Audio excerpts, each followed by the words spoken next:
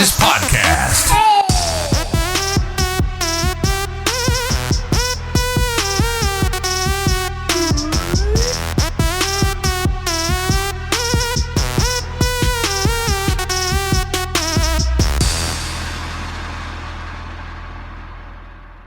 That was not as synchronized, but I think the point will put it across. We have to get that. Oh no, it showed up on the thing. Cool. Yeah, so we have to clap to sync up our mics and our video at the beginning, and Jack and I just had a little struggle moment with that. But hey, we're outside. You might hear some different sounds coming at you today. Nice birds chirping, maybe occasional motorcycle blasting by, airplanes. So we're testing things out, trying a different setting, trying to find something unique. So hopefully this works out. I guess we'll see, but it's fun to be outside. Yeah, I feel like each time we have a podcast, something's getting better. So that's nice. Oh, how was your weekend? Jack and I haven't seen each other much at all since we released the last episode of the podcast. I think I've seen you for not including today. This weekend, maybe saw you for a total of 2 hours. Yeah. And an hour was watching Last of Us last night. Yeah, exactly. What'd you do? It was a good weekend. I went to a Gulls game on Friday night. The local minor league hockey team. San Diego doesn't have a ton of professional sports, but so you gotta kind of find out. I mean, I guess it's almost a good thing because it's still going to a hockey game, but it's so much cheaper, really easy. Like the ingress and egress was really simple, no lines. We sat third row for $30, and I mean, admittedly, the goals are horrible. Have you been to a Gulls game? Yeah, it's awesome. I sat in the front row. In the front, on the glass? Yeah. I want to do that next time. Those seats were a little more expensive, but the Gulls were fun. They're in last place by a lot in the entire league out of 30 teams. So are the Ducks, right? They're NHL affiliate. Really unfortunate for their organization. No NHL talent and no minor league talent. No farm and no. They lost 5-1. They're in last place by a lot of points out of the entire league. That being said, the Coachella Valley Firebirds, who were their opponent, looked really good. Sick uniforms. Who's their affiliate? The Kraken. Okay, so they're new. New. Yeah, I think they're the newest team in the league. Did Vegas and Seattle come in the same year? No, Seattle is in its second year this year, and Vegas is in its fifth or sixth. Way, really? Yeah, Vegas started in I think 17, and Seattle started in 22. Did they start the same way with that expansion draft? They started the same way, but Vegas, for some reason, just clicked right away, and they made the finals their first year. And then Seattle, they weren't the worst team in the league last year, but they weren't very good. I just had a thought. I feel like everyone will agree with me out there, but being the GM of an expansion franchise has to be the coolest thing of all time because it's literally just like you're doing franchise mode fantasy draft. Yeah. But in real life, you get to draft. Unfortunately, you don't get to pick from all the 99 players. Right. They're still a good team to be. But what's their number one? Made. Their number one pick's probably, what are we thinking, a 92, something like that. I'd say mid 80s. Alright, that's fine. Because the rules about protecting players, it's actually really interesting the expansion process, and it sounds like actually San Diego might be not in hockey but in soccer. In MLS might be getting a team. It's either San Diego or Vegas are the finalists for the new MLS team. Yeah. I mean, it's good. MLS games are fun. I think it'd be well received in San Diego. You haven't? No. I've been to LAFC, crazy atmosphere. Nashville is a brand new team. I've been to one of their games. I've been to a Galaxy game. Have you been to a Predators game? Yeah.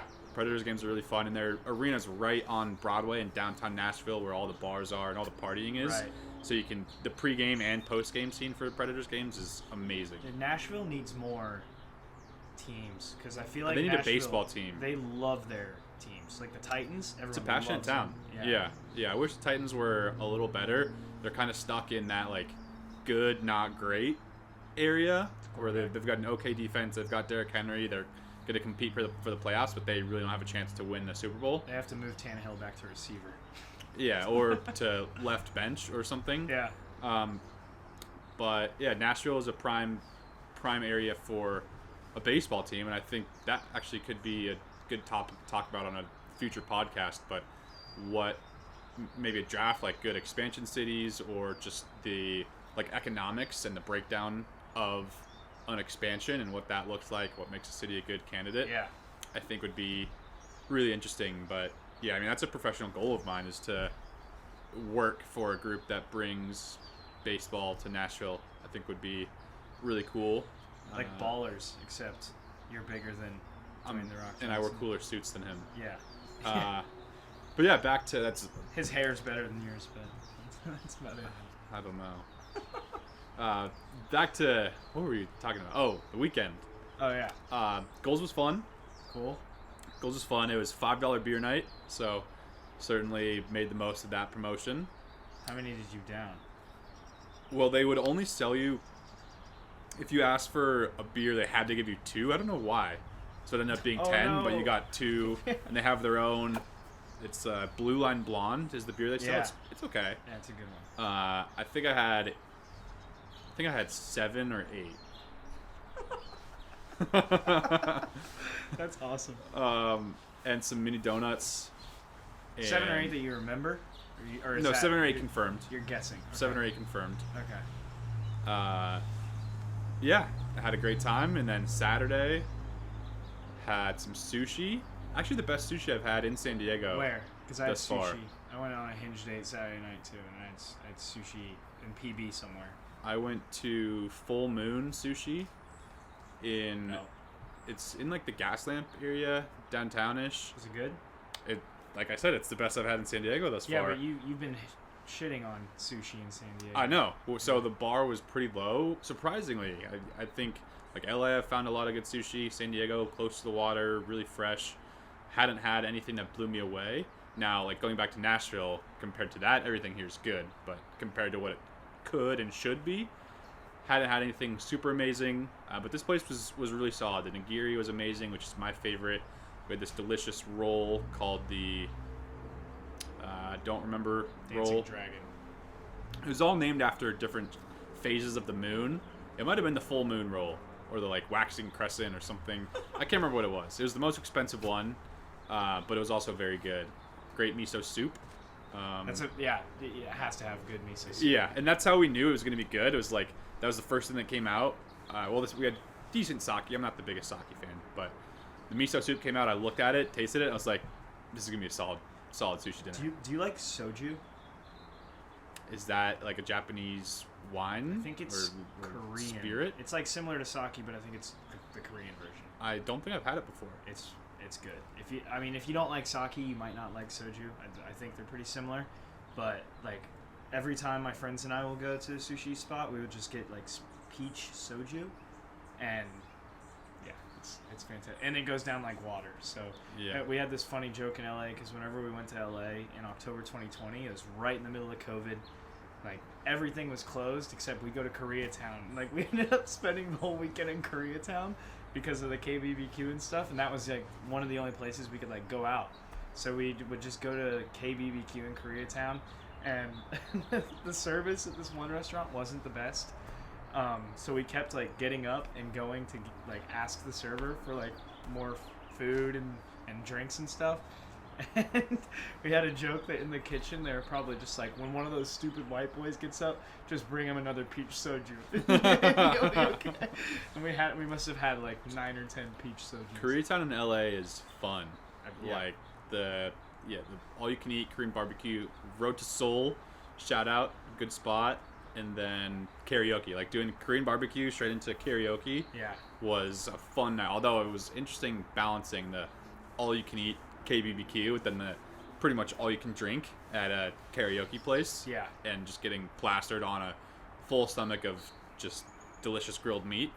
But yeah, those were really fun nights going out in K-Town. Yeah, I've done that once in Koreatown in New York, and like just gone straight from KBBQ and like pretty much like you said, all you can drink soju to the karaoke spot. And I think I ended up sitting down and being like, no more singing.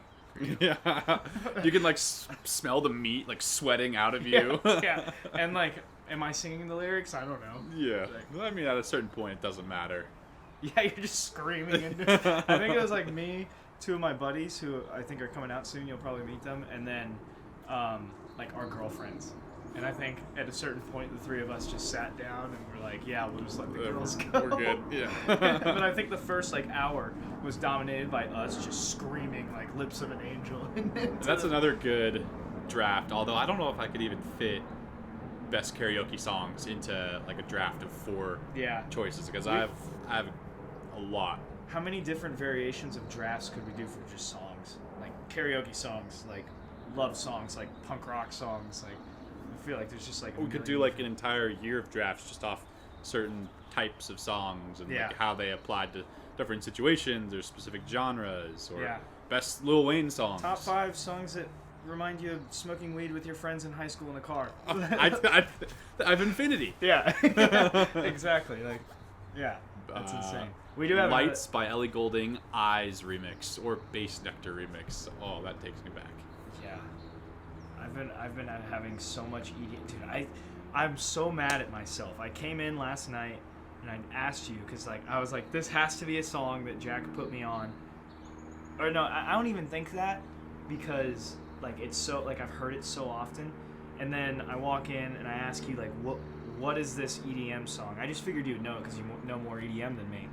And I gave you the beat and you know, the best I could, like beatboxed it, and you're like, yeah, dude, that's like every EDM song, can't do it. And I was like, it's just so hard to replicate, like, I know. Orally. I know, and then I remember you saying to just like take a voice note and I'll come back to it, and I didn't take a voice memo and I forgot the fucking song. Oh, now you don't even have the melody in your head anymore? Yeah, I pulled up into the driveway like just now after class and was just like, no! Like, I forgot. But in a way, that's almost like freeing, because now it's not stuck in your head. No, I feel more trapped because I want it. Well, so I remember bad. you got home and you asked me, and you were like pacing back and forth trying to think of it. Then we're like, dude, we want to watch The Last of Us. Go get in the shower. And then we heard you in the shower just like sing it to yourself over and over again. Dude, it was a banger. Fuck, man. Oh, whatever. We spent a lot of time on the intro talking about jack shit, but that's okay because I think we have a shorter podcast today. I know you want to talk about the Bucks owner stuff, and I think that's more important and more relevant, but I just want to say first that I can't remember if I've said this on this podcast yet. I believe I've told you, but the day that Dan Snyder passes away, whatever that may be from, I'm going to take, like, I don't care if I have to pay all my net worth or borrow as much money from as many institutions as possible, but Pharrell Williams will be singing Happy on Dan Snyder's coffin whenever that guy passes away. Financed by me, because what's going on right now with the sale of the team and him shutting down Bezos. But Jeff Bezos is now out of the running to be the Commanders' owner because Dan Snyder won't sell the team to him, because the Washington Post, owned by Jeff Bezos, is the post that was reporting the most on the sexual harassment.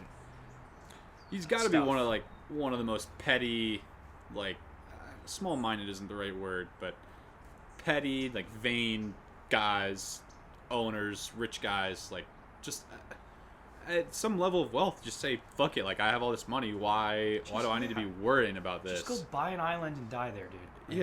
Yeah, and I did see something today, actually, that could explain maybe why Bezos didn't try as aggressively as he could have, and that's that the Seahawks are going to be up for sale in probably the next year or two because Paul Allen passed away, and his daughter doesn't want it. Yeah, they're trying to figure out a way to sell the team.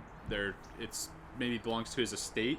No, I don't know if it's his wife or his daughter who's kind of overseeing it. But I think it's his daughter, and I think his daughter just like doesn't really care. And that's much more congruent with Bezos and Amazon being headquartered in Seattle, and Bezos and seen his house there. It's silly. Is it small? Yeah, it's quite small. Nothing compared to our house. I mean, look at this backyard. Look at all this dirt. Does Jeff Bezos have a gazebo? He probably has a gazebo that's bigger than our house. Yeah, he probably has like industrial plumbing in his gazebo. But yeah, I saw that. Although there was some good news about the Yeah. the commies today. No more Carson Wentz. Yeah. Almost $30 million cap savings. You actually told me that. Yeah. I was gonna say. Could be the highlight of the offseason for you. So. Yeah. I mean that was a tough decision. You know. Yeah. Do we want to keep Carson Wentz or not? Or $26 million. Is this the end of Carson Wentz's career? Bye bye. And not just in Washington, but in the NFL. Because he has a bad reputation as someone who's hard to coach, not a good teammate. He's going to expect a lot of money based on what he's been getting paid. He's also not a good quarterback. And he's terrible. Yeah. He's objectively not good anymore. Yeah. So might we see St. Louis Battlehawks quarterback Carson Wentz? I don't know. What's the team? Yeah, who's the team that won the CFL that Jim Kelly's nephew's the quarterback for? Chad Kelly? I can't name too many CFL teams. I know the Argonauts are a team. I think Chad Kelly won the title with the Argonauts. Like, I don't think he was a starter. I think he came in, like, in the championship game or something like that. Yeah, because I remember seeing an interview of him. That guy's an idiot. Yeah. I think so cocky and so bad. Yeah, I think Chad Kelly and Carson Wentz can have an epic duel for backup. That would be, oh my gosh. What a pairing that would be. Yeah.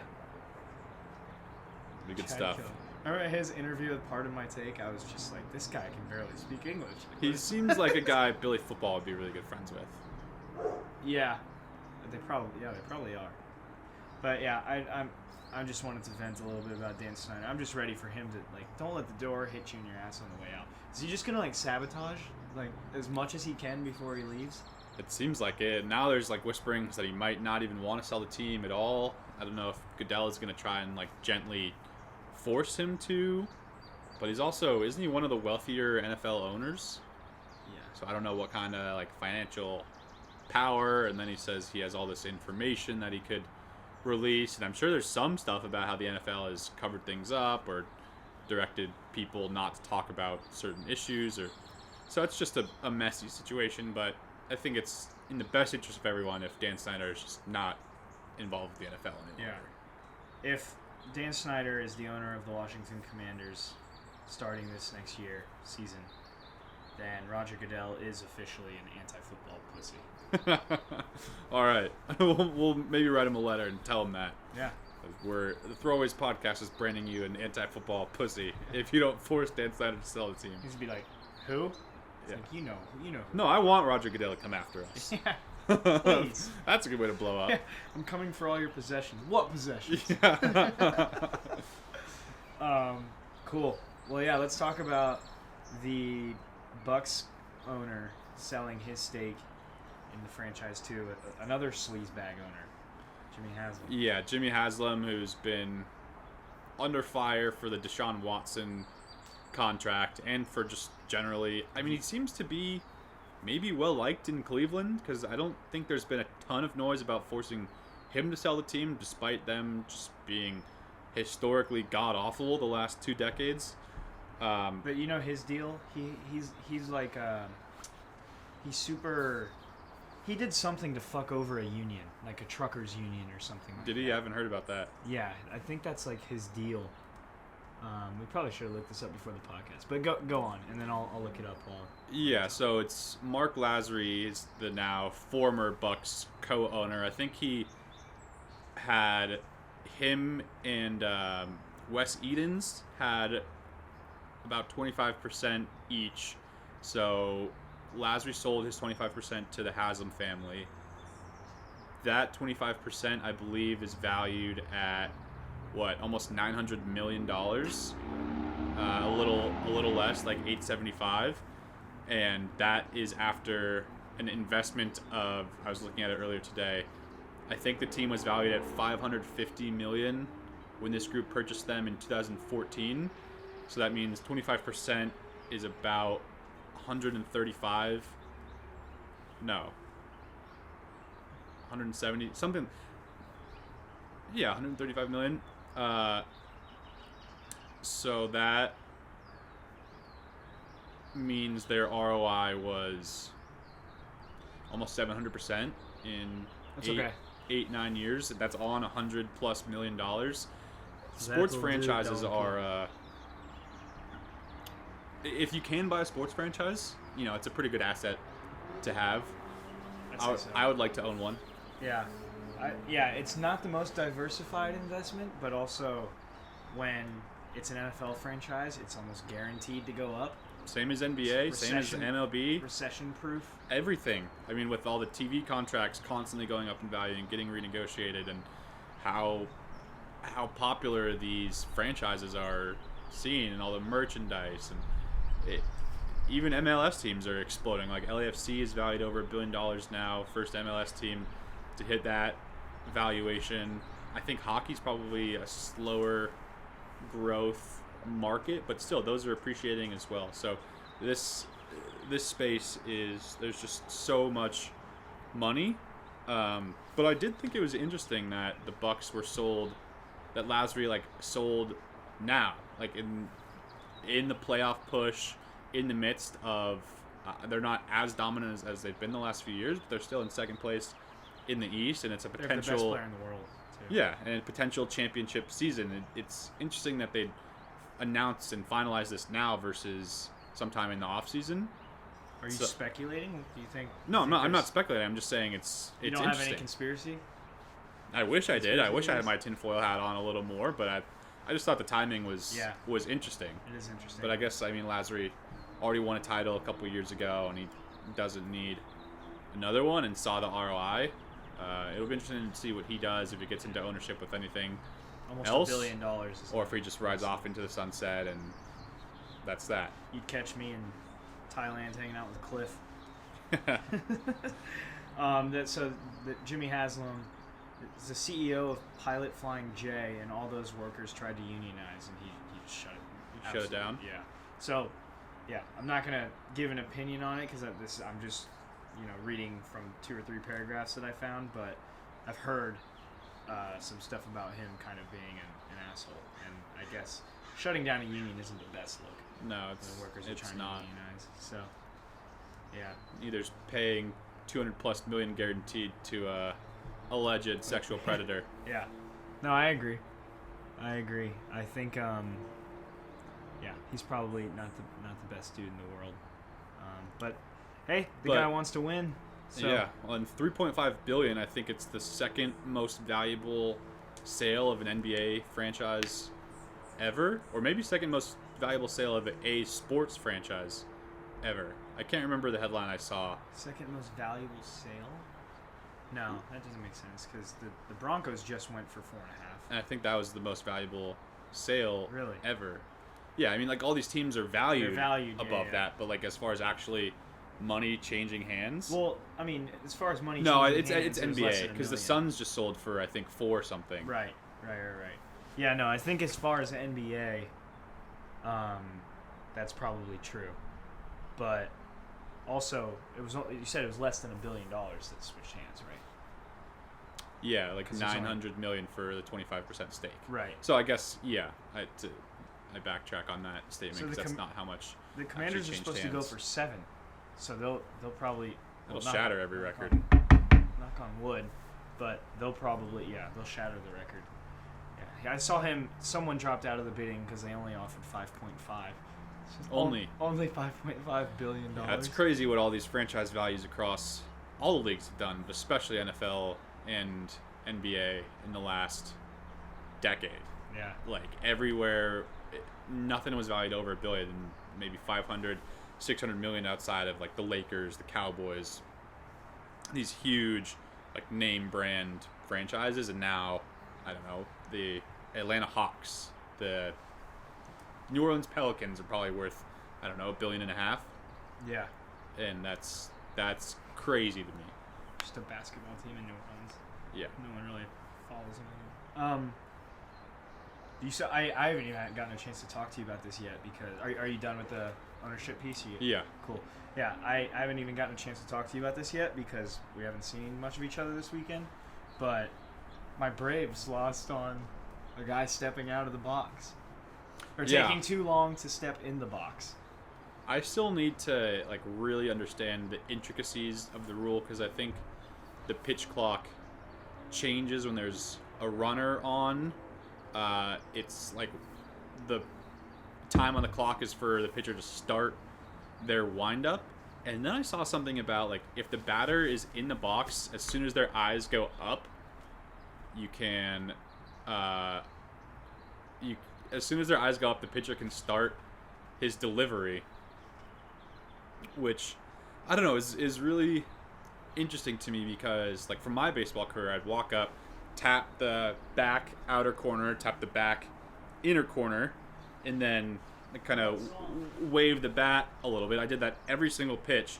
And now, like, if somebody like Max Scherzer's on the mound and I step in the box, tap, and look up, like, I might still have my bat with one hand waving out in front of me and he's delivering.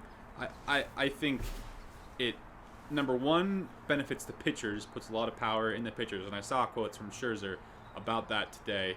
But also it takes away, at least for me, some of the more intricate baseball strategy that admittedly a more casual fan can't notice or appreciate. But as someone who played baseball and really understands the more subtle pieces of it, like a batter stepping out to mess up, a pitcher's concentration, or a pitcher holding the ball a little longer to try and prevent the runner on first from stealing, or the small little pieces like that are harder to perceive for a casual fan, are gonna go away. And for like a more diehard fan, I think that sucks. And I get where the MLB is coming from, but I don't know. It seems to me really drastic, and it seems like they're gonna be alienating, or at least pissing off some like diehard fans. You just made a really good point, because I was just thinking, like, this. What makes baseball so beautiful and popular is it being America's pastime, and they have a lock on a certain group of people that, I'm not talking about one specifically, but just like a group of people that love baseball, like they love baseball. And the product isn't necessarily, I think the reason they're struggling in the last 20 years or so is the product isn't necessarily for a casual fan. Mm-hmm. Like, it takes people, how often you hear baseball's boring? Like, all the time from casual, sports fans. And, like, they might be right, but baseball's not boring for the people that understand the chess match between the pitcher and the catcher. And just, like, little things like that, like the coaching stuff, the signs, like, there's just so much involved that the casual fan just doesn't see. And, like you're talking about, I think the biggest thing is the chess match between the pitcher and the batter, like stepping out and the intimidation factor and stuff like that. That I think that's what makes baseball beautiful, and I think that these rules are kind of just putting a damper on that. Yeah, and I don't even know if this pace of play, like shortening a game by 20 minutes or 30 minutes on average, is even going to change that perspective. Yeah. Like, if somebody says baseball's boring, I don't like it, I don't think pace of play is what's gonna draw them in. They just don't like the structure of the game. And I understand that there's downtime, and a ground out to the first baseman off of a 9-pitch at bat might not be super like sexy to them, but I mean, to a more diehard fan, that's seeing the battle and the pitch selection, and then the pitcher ultimately winning, or seeing a guy, I don't know, absolutely nut a line drive over the second baseman's head or something. Yeah.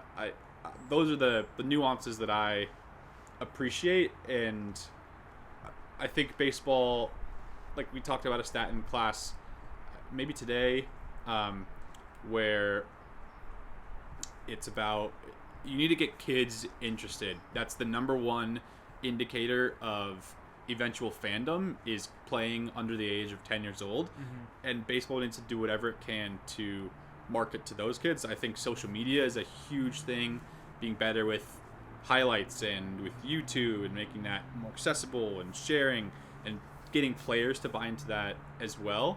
They've definitely lagged behind other leagues in terms of that. Personalities come out a bit more. Yeah, exactly. I think that's where the changes need to be made. Like you see all these viral videos of like that team of third graders who are like doing too small and like wearing all the like sleeves and stuff, playing basketball. Like, that's what you need to do. Unfortunately, like I don't love that, but that's what you need to do to market to this current like Gen Z, and baseball doesn't do a good job of that, and that's where I think they're falling short. Yeah. No, I agree with you. It's gonna be interesting to see where it goes, because all of like we're gonna be old white guys one day, and like all of these old white guys are gonna die, and then I already am an old white guy. I feel like. Exactly. Well, that's exactly what I was. Exactly. I was just an old white guy yelling at the clouds. Hopefully you have another 70 years or so. But like, yeah, we're gonna die one day, and then like, who's like, I don't know. I just feel like the popularity of baseball is going down. I don't know. Maybe the Southeast will just carry it for the next 100 or 200 years, but Yeah. who knows? We'll talk about Damian Lillard, and then we'll draft some cartoon characters. Cool. Yeah. Scored 71 points. That's pretty. 71. Did you watch the highlights? I didn't. I haven't even seen it yet. He just got in one of those Dame zones where you feel like he's about to pull up from anywhere, and he did this one heat check where he shot, probably took one dribble inside the logo or inside half court and popped from, I don't even know how far that is, almost 40 feet, and just cashed it. And like was running back like as the ball was in the air. 41 in the first half, and I respect Damian Lillard. Like, he's a true example of like ride or die with the team that drafted him, for better or worse. I don't think he's ever going to win a title in Portland, because the market and are they going to attract premium free agents? But I respect his dedication to that city, and I mean, he's no doubt surefire first ballot Hall of Famer, and to see him go off like that and have now 71 on his list of accomplishments is pretty cool. I think Portland is also owned by the same daughter of the Seahawks owner, Paul Allen, or the Allen estate now. Right. Yeah, that makes sense. Yeah, no, I agree. I mean, my KD takes, but I just think Damian Lillard is like what the NBA should be. Just like comes up and he's trying to get people there. No one wants to come, but he's like, I'm not fucking leaving. Like, I'm doing it the right way. I think, he said that to someone in a game maybe last year. Like, he said, I'm doing it the fucking right way. You had to move to 4 different cities to win a title. Mm-hmm. He's like, I'm going to do it the right way. And, like, I just love that. Like, even if it doesn't work out for him, you just have to love, like, the way that he just rides, like you said, ride or die for Portland. And I was in Portland this past summer visiting my buddy up there. What's up, Kyle? And they fucking love Damian Lillard. I bet. Love him. So. Yeah, and I think that's where some of like the old school mentality that is one of the things I love about sports is kind of going away. And we've talked about this in previous episodes, but you have all this money coming in and it becomes so much more of a business, and each athlete is basically an enterprise. And there's so much more that goes into a decision that probably trumps loyalty. And for a lot of athletes, not Damian Lillard obviously, but a lot of athletes, that then influences their decision making and where they want to go, unlike how it used to be 20 years ago when guys would stay one place out of loyalty to an owner or a coach who drafted them in a city that they have moved to and connect with. And I think there's something kind of idyllic and cool about that, and that doesn't exist anymore with how we get super teams now and guys wanting to play with friends or go where they can get the biggest bag. So, that's probably old man yelling at cloud again of me, but it definitely is. I think that's something cool about, pro leagues a while ago that we don't get today. Yeah. I mean, that whole phenomenon of like the old white guy yelling at the clouds. Every once in a while, I'm not saying all the time, but every once in a while, old white guy has a point. Maybe it didn't used to be better. Yeah. Like, I mean, obviously you got to pick and choose your battles, but I think the NBA being better when superstars would get drafted to a team and then play 82 games and try to win championships. Yeah, I think that was better than KD making the weakest basketball. And the rivalries, when a guy is going to be in a city for his entire career. Two guys like Magic and Bird, that you knew that was going to be LA versus Boston. LeBron versus OG Warriors, like that was that was a sick rivalry, and it's unfortunate that we don't get that anymore. Speaking of LeBron, did you see that he's not playing tomorrow? No. He's sitting out. It's foot soreness. Foot soreness. After saying he did like hurt his foot, but this is after saying he hurt his foot. Games. Yeah, he hurt his foot and then played the rest of the game. But this is after saying the most important 23 games of my career. Did you see the video of a guy yelling at him when he was in street clothes on the sideline, and he was just like, I paid a shit ton of money. I brought my son, and you're sitting out. And LeBron just got all super awkward. Just He's like, and he was like asking for money back from LeBron, and LeBron was like, I don't got cash on me. I'm sorry. But I mean, yeah, I feel bad for those people too. Like I already told the story about my Argentine friends. Like they came and they went 0 for 8 on Superstars that they wanted to see. It sucks. It's ridiculous, man.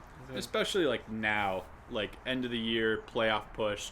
Are the Lakers in a playoff spot right now? They're 11th. They're half a game out of the play-in game. They haven't played well with the new acquisitions, which is encouraging. They had an insane comeback against Dallas on Sunday. They're down 27 in the first half. Well, Kyrie effect. Yeah, Dallas hasn't looked too good with Kyrie. I think they're 2-4. Lakers are now 3-1 or 4-1 since they got all these new guys. So, yeah, that's encouraging. I'm happy Russ is no longer on the team, and just got to figure out a way to get in. I've been pissed off about the NBA for a while with the load management bullshit, but what sent me over the edge, and like that's what the reason I haven't watched barely a single game this year, is last year when the Clippers were in the play-in game, Kawhi and Paul George were thinking of playing. Kawhi ended up saying, you know what, I'm out. And Paul George self-reported a COVID positive when the NBA wasn't testing for COVID anymore. And COVID was over at that point. And he self-reported a COVID positive to not play in the play-in game because Kawhi had said he wasn't playing. When the NBA wasn't testing for COVID. In the playoffs. Paul George got the text from Kawhi, got in his Range Rover, drove to CVS, picked up an at-home COVID test, went back, shoved that thing up his nose, and said negative, and then he said, "Oh, tested positive. I'm not playing because of COVID." Yeah, and I mean that in the playoffs. And that's just another reason to respect Dame, like a guy who plays hurt, who's ride or die for the city, and I think that's kind of a dying breed. But I certainly respect that. And one last thing to tie up the Damian Lillard conversation, just a fact. I'm not going to comment too much on it, but he has twin children named Callie and Callie. Kali is, I think, the boy, and Kallii is the girl. Maybe switched around. Callie and Callie? Callie and... How would you pronounce that? Kalii. Kalii? Maybe. I don't know, man. That's... Yeah. Double I, you call one? Callie and double I? I thought Liam and Lara was corny, but... Callie and Callie, bro. Callie and Callie. This is Callie. This is her brother, Callie. Yeah. This fucking fling golf event that I volunteered for, there were these... shout out Pop and Gooch. They were a father-son duo, dude, and they were menaces on the green. Pop and Gooch. Pop and Gooch. Those are great names. We were just laughing the whole day at that. Every time we'd see on the scorecard, Nate would be like, "This is Pop. I'm Pop. I'm Gooch. We're Pop and Gooch." They had to introduce themselves as the item too. Yeah. Pop and Gooch. Fantastic nicknames. Cool. Well, that's it for the sports content today. We're gonna draft some cartoon characters today. So best cartoon characters. Before this, I asked Jack if adult cartoons were okay, and he was like, "What, you mean like Family Guy?" And I was like, "Yeah." And he was like, "Yeah, of course." I was like, "What did you think of it with adult?" No comment. Okay, cool. No comment on where my mind I get first pick now, right? You get first pick this time. Okay. This one, actually, I didn't grow up on. I feel like a lot of these, just because of our nostalgia, will be ones we grew up on, but this one I did not grow up on. I guess I came of age with it, kind of. But Rick and Morty, I'm going Rick Sanchez. Okay. The man, the myth, the legend. He's, other than just being the funniest character in cartoon history, just the nihilism paired with it, and him dragging his, just, the egocentrism, dragging his nephew and his niece all over the multiverse and just like wreaking havoc, and just the one-liners.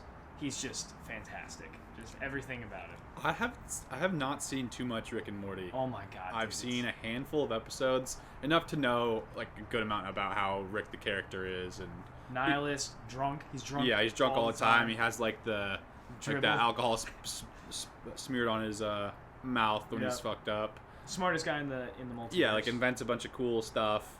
I never really got into Rick and Morty. Yeah, well, but I know it's blown up blown up in the last couple of years. We have to.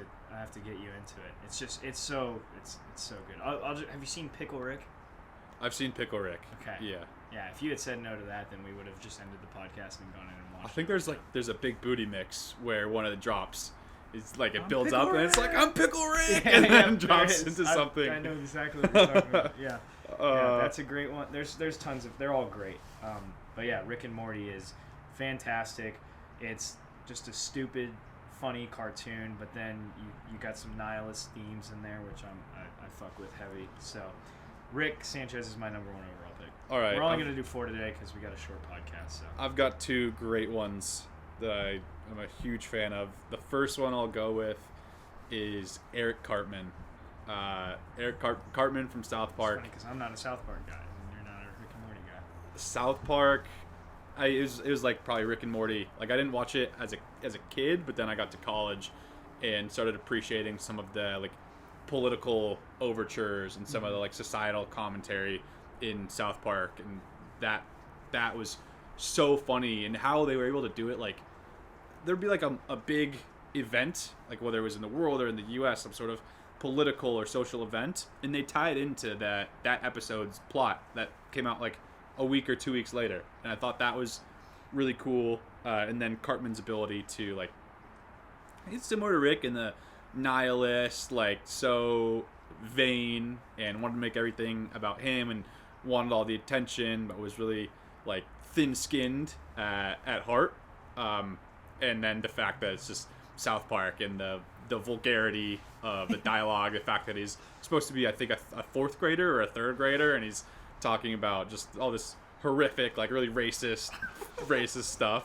So I think Cartman is definitely up there for me. We're gonna get canceled. I mean, I don't condone the stuff that he says, yeah, but just funny. it's comedy. Yeah. What's the second best one? The second one is very similar. Stewie Griffin from Family Guy. Is top of my list as well. Stewie being a genius baby who is inventing all of this stuff, but is a child and like getting carried around, and then his relationship with Brian. I just thought Stewie always made me laugh so hard. He was my favorite character in that show, and I think it's geniusly written. Yeah, I agree. That's a good one. I'm gonna go for my 2 and 3. I'm going to go Patrick Star. Oh, that was my next one. Yeah. No. He's I mean, we all know Patrick Star. I feel like I was thinking about this as I was writing this list down. The best way to find your best cartoon characters is just like who has the most memes. Yeah.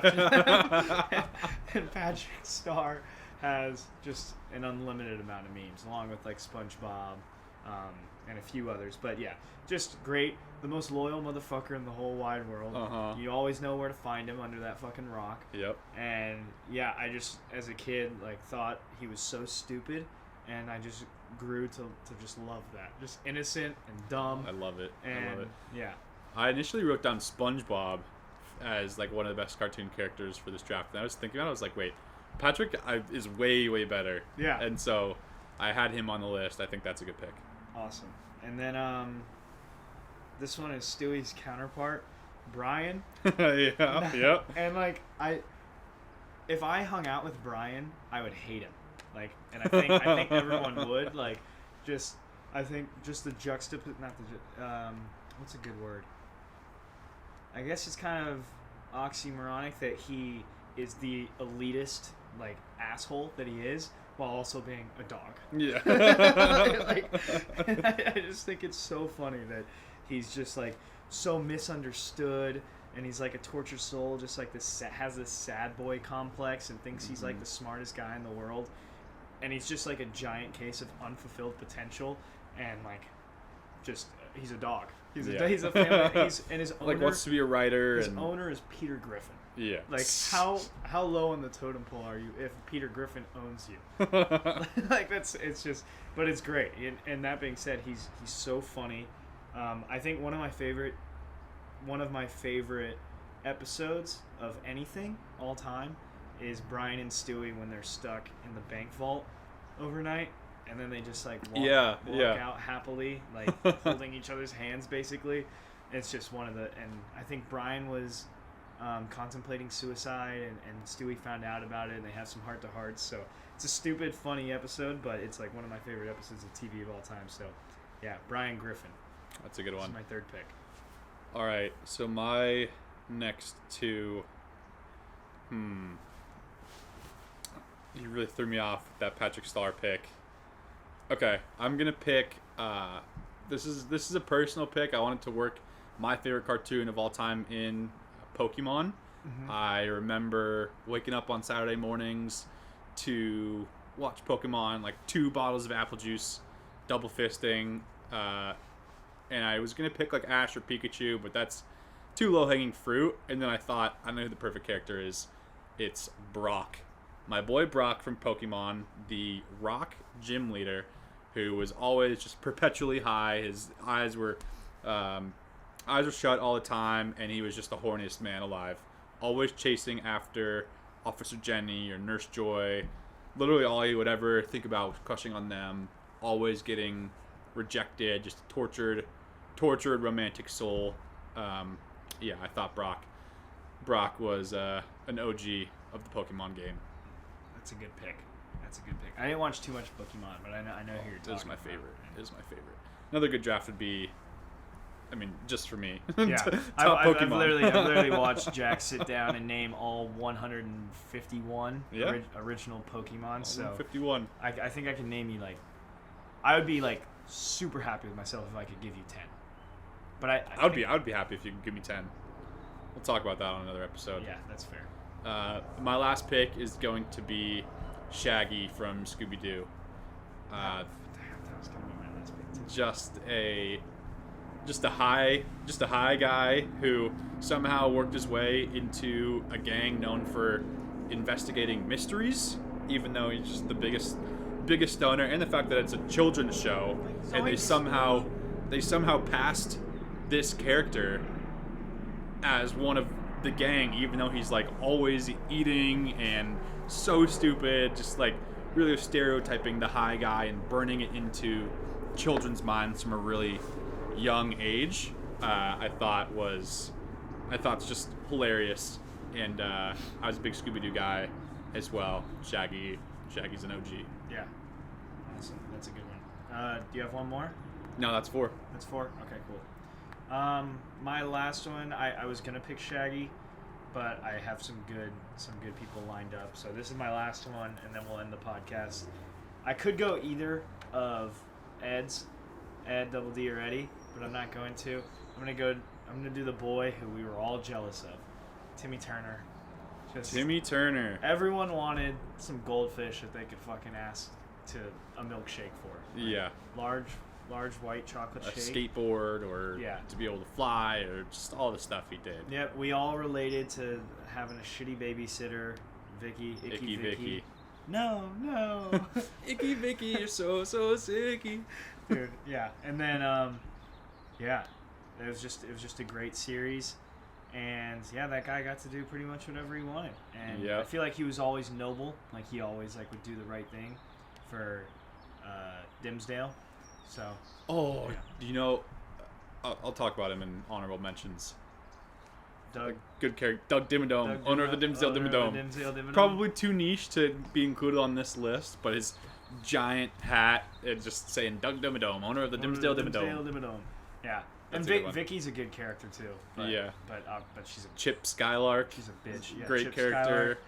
Let's do honorable mentions. I had Plank. I had Plank, dude. I had Plank. My favorite character from that show. Plank's legendary. Plank. I had Auto Rocket from Rocket Power. Dexter is a good one. Dexter would have been my 5th. CD, get out of my laboratory. Yeah. I had Jimmy Neutron. Jimmy Neutron's a good one. Carl's a good one. Oh, Carl from Jimmy Neutron. I forgot about Carl. I had Cat Dog from Cat Dog. Courage.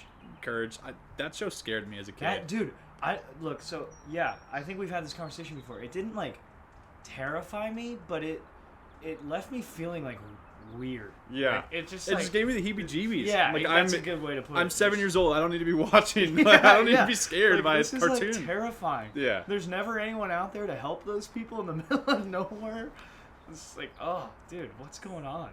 I think Codename Kids Next Door number. I like number 4. Number 2. Number 2? I don't remember.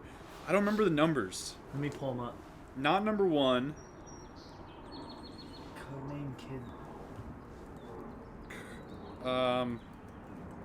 That was a great show. What else did I watch? Kids Next Door. Kids Next Door. Yeah, I like number 4. Hey Arnold. You What's watching the Hey What's the Arnold? girl's name? Or no, Gerald from Hey Arnold. His homie, Helga. Was that her name in that show? Maybe. It's been a while for that one. Yeah. A lot of good stuff out there. I think that's most of. I Most haven't of the watched cartoon. much of Futurama, but I haven't seen any of it. Okay, yeah. Cool. Archer. Archer's a good one. I haven't seen much of Archer. Sterling Archer. Yeah, but I mean that we pretty much covered all the cartoons I watched Cool. mostly. We have anything left? Oh, so on Thursday's podcast, what we're gonna do is something we're gonna do like every Thursday from now on. But we're gonna do touchdown, first down, pick 6, and that's basically just something good that happened to you that week, something you're looking forward to, and something not so chill that you're dealing with. Jack and I are gonna do that each to end each Thursday podcast, unless someone has an alternative story or joke or whatever it may be.